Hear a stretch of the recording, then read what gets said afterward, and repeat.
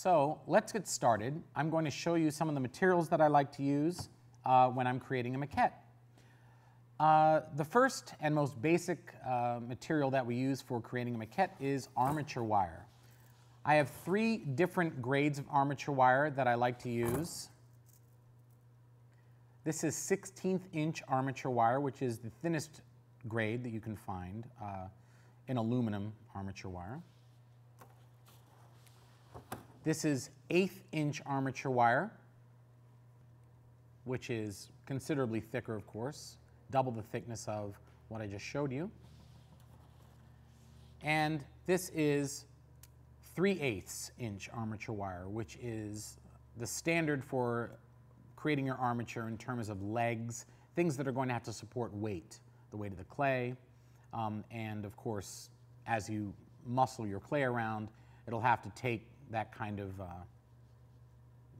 movement without distorting, bending, or otherwise screwing up your work. I have a couple kinds of epoxy that I like to use.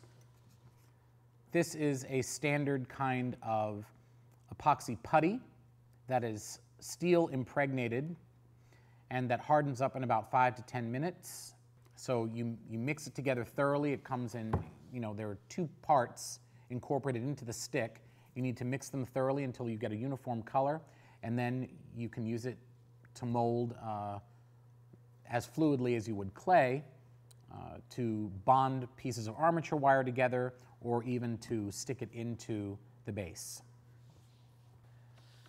Another material that I use is 5-minute epoxy. I have Smith Brothers brand here. This is a material that you squirt out 2 even globs of and you mix it together with a popsicle stick, and you can drool it into the holes that I'm going to establish later for anchoring my maquette, and that will hold it in there real nice. Then of course I have a drill that I will use to put holes in my base to anchor the maquette. I have a torch, a Bernzomatic torch, which I use sometimes to heat up the clay while it's already on the form. I have Terpenoid, and I mix this with an even amount of isopropyl alcohol, which is in this container, to create a material that will help me to wash down the maquette as I am sculpting it to get a smoother and more finished appearance.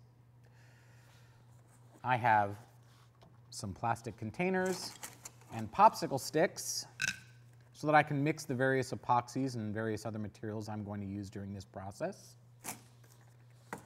And last but not least, actual sculpting tools.